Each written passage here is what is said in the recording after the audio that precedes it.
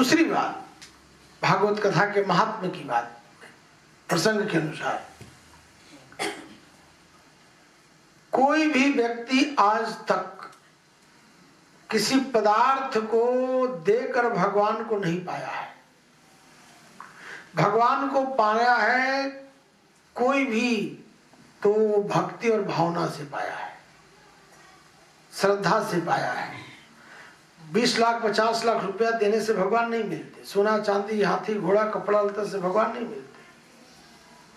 भगवान का संबंध पदार्थ से और वस्तु से नहीं है, नोट कर लो। क्या समझे? ठीक है, हमारी श्रद्धा है, हम बिलपत्र चढ़ाते हैं, फूल चढ़ाते हैं, गंगा जल चढ़ाते हैं, कुछ पंडित जी को खर्चा वर्चा के लिए वहां दान कर देते, अच्छी बात है। लेकिन हम ये सोचे कि इसके बिना नहीं चलेगा, तो ऐसा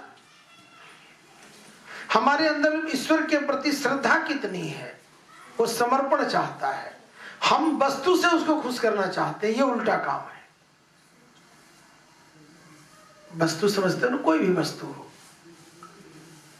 मंदिरों में लाखों नारियल रोज चढ़ते हैं, क्या लाखों नारियल भगवान खा सकते हैं? लाखों सामान चढ़ता है, किस यूज में आता है? आपकी श्रद्धा कितनी है, आपका भाव कितना शुद्ध है।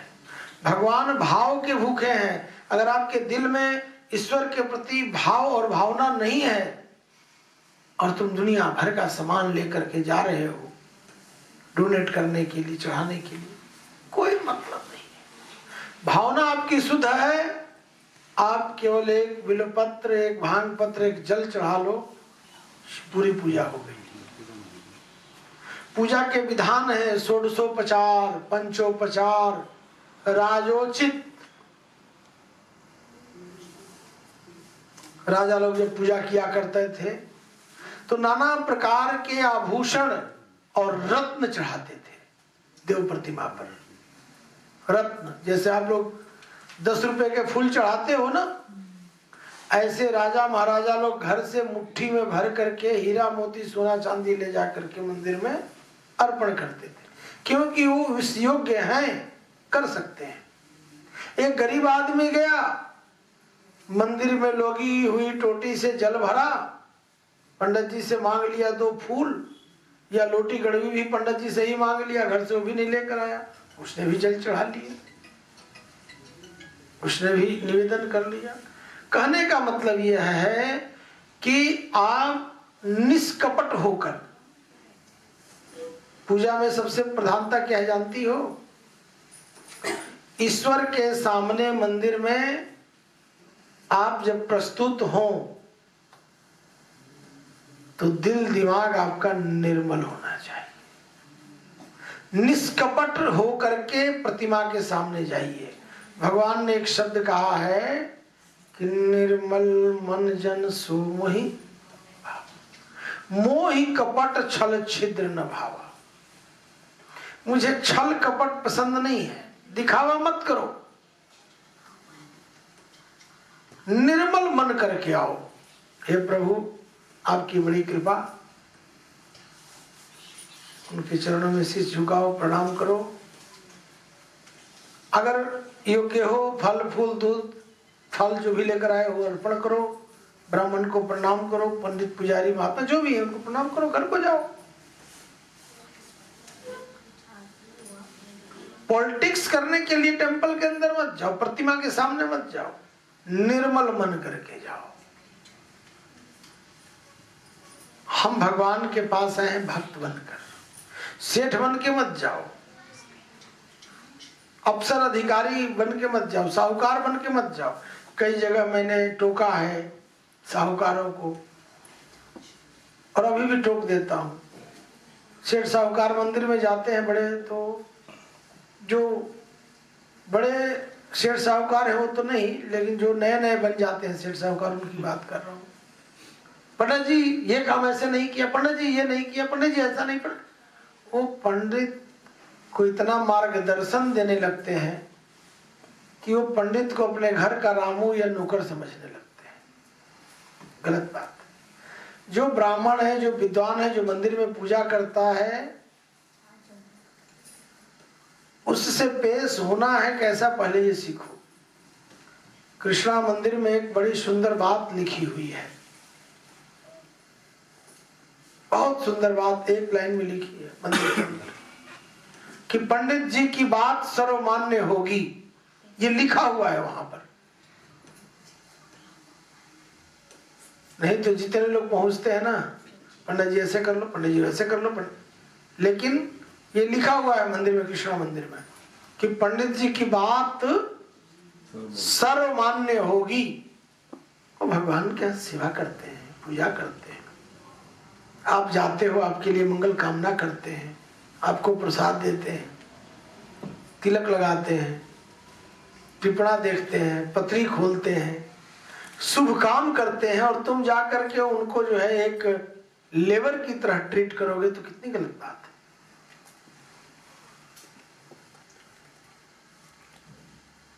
हम लोगों को भी बंधन है शास्त्र के प्रति ध्यान रखना। आषाढ़ महीने की शुक्ला नवमी को नया था,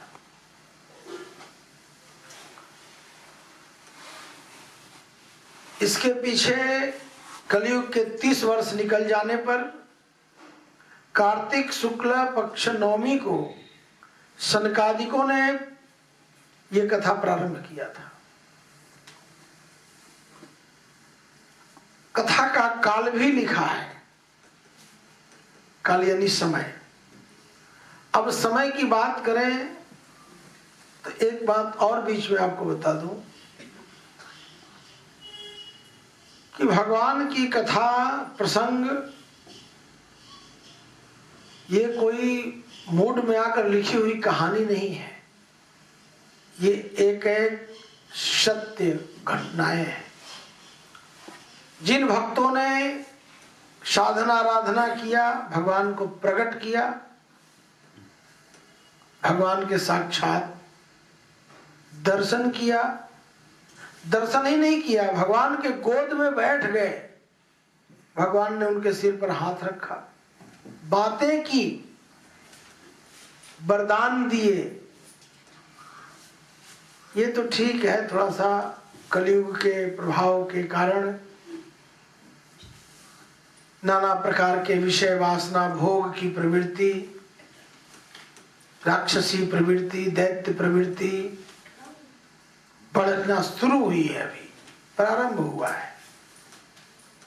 तो कोई बात नहीं, ये भी एक दिन खत्म होगा।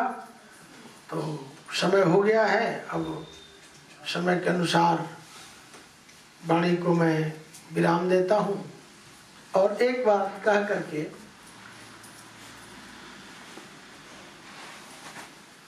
कि कथा को पान किया जाता है, पिया जाता है, सुन करके आप भूल सकते हैं, लेकिन पिएंगे तो पेट में चला जाएगा। आजकल लोग कथा सुनते हैं, एक कान से दूसरे कान से निकाल देते हैं। नतीजा क्या होता है कि 100 बार भागवत सुनने के बाद भी एक रत्ती ज्ञान नहीं होता है किसी प्रसंग का। जो लोग 100 बार भी भागवत सुन लिए हैं, उनसे पूछो क्या सीखा जीवन में भागवत से? कुछ नहीं सीखा। डेली टीवी पर विद्वान, महापुरुष, संत भागवत कथा कर रहे हैं। दुनिया पर मैं ये नहीं कहता कि उनका असर नहीं पड़ रहा है, बहुत अच्छा असर पड़ रहा है, लेकिन दुख की बात है एक कि जितना असर पड़ना चाहिए उतना नहीं पड़ रहा है। जितना दुनिया में लोग उल्टे सीधे काम कर रहे हैं, उल्टा सीधा सोच रहे हैं, उल्टा सीधा बोल रहे हैं, वो कम नहीं हो रहा है। ईर्ष्या द्वेष बढ़ रहा है।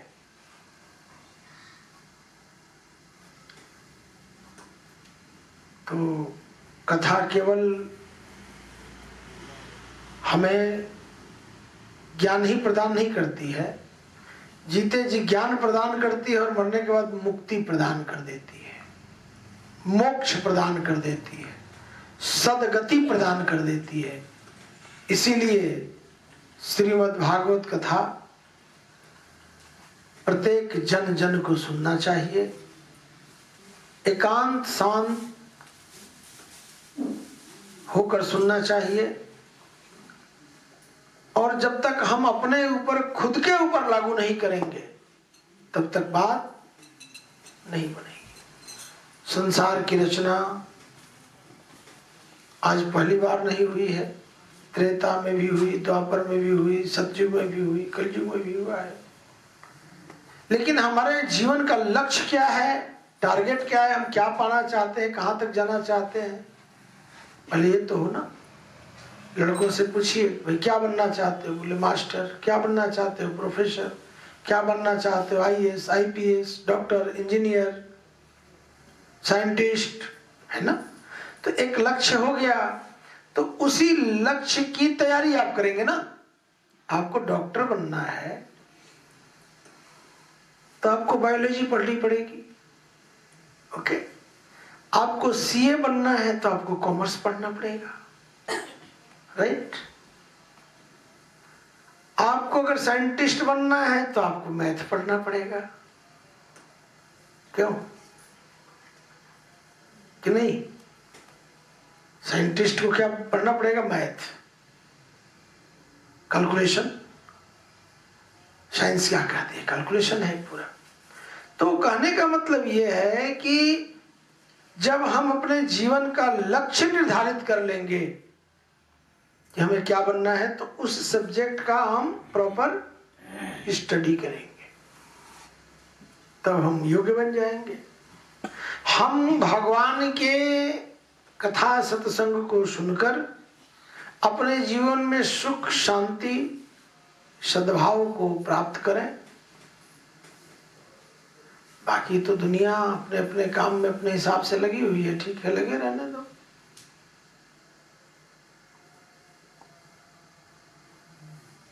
भागवत जी का महत्व अनंत है, थोड़ा नहीं है। चलें, भगवान नाम का सहारा लें, तब आरती करेंगे।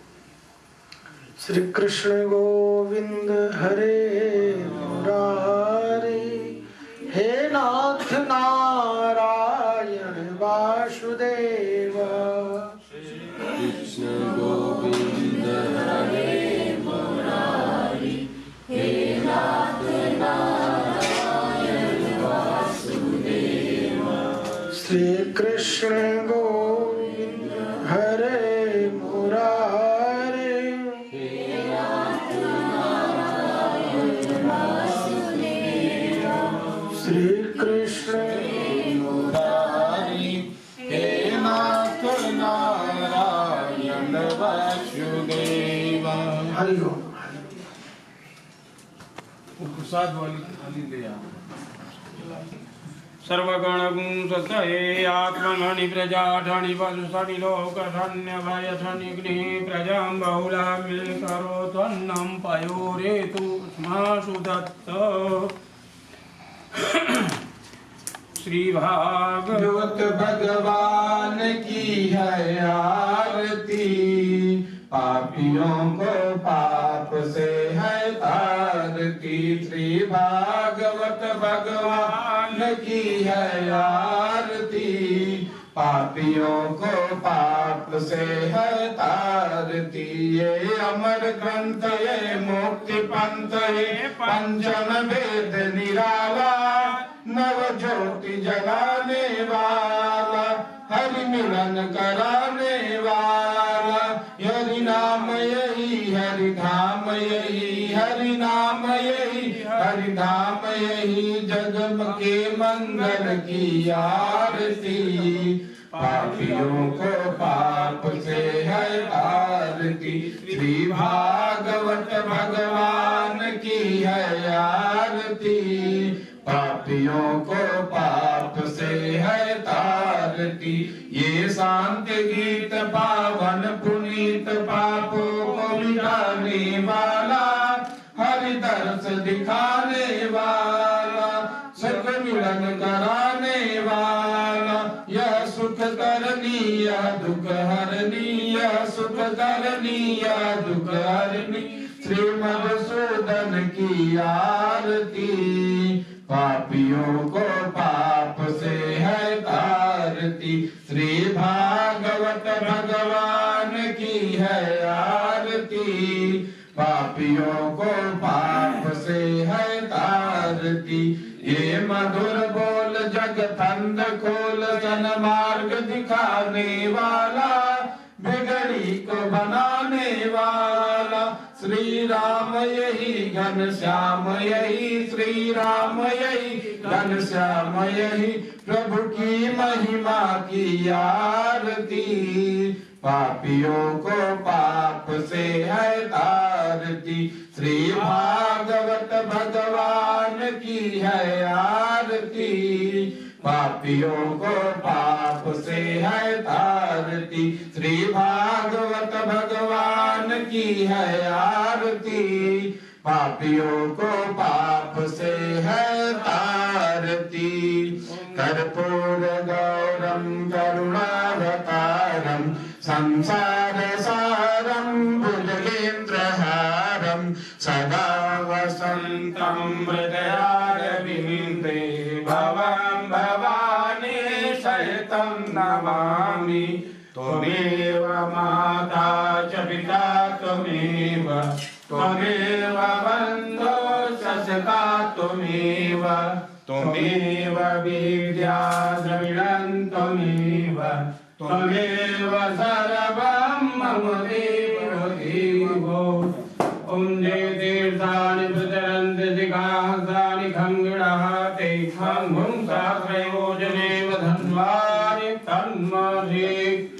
जलैर्शीतलीकरणं पुष्पैः दीपाभिवन्दनम्, आरोग्यार्थे आत्माभिवन्दनं, नीराजनग्रहणं करोषन् सोऽध्यमन्त्रपुष्पाञ्जलिः।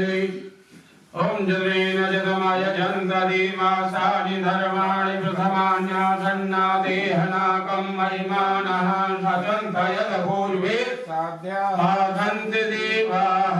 ॐ एकदन्ताय विद्महे वक्रतुण्डाय धीमहि तन्नो दन्ते प्रचोदयात्। ॐ महालक्ष्म्यै च विद्महे विष्णुपत्न्यै च धीमहि तन्नो लक्ष्मी प्रचोदयात्। ॐ नारायणाय च विद्महे वासुदेवाय च धीमहि तन्नो विष्णु प्रचोदयात्। सेवन्तिका वैकुल चम्पकपाटलाब्जै, पूर्णागजात करवेरसाल पुष्पै, बिल्वार्कबाल तुलसी दल मंजरी, त्वां पूजयामि जगदीश्वर प्रसीद। नानानुबन्ध पुष्पाणि यथा कालोद्भवानि च, पुष्पाञ्जलिर्मया दत्तो गृहाण परमेश्वरः। मन्त्रपुष्पाञ्जलिः समर्पयामि सर्वहितार्थाय जगदाधारे तवे। साष्टाङ्गोऽयं प्रणामस्ते दीनदत्तो मया, गतं पापं गतं दुःखं गतं दारिद्र्यमेव च, आगता सुखसम्पत्ति भगवतस्तव अर्चना। अन्यथा शरणं नास्ति तमेव शरणं मम, तस्मात् कारुण्यभावेन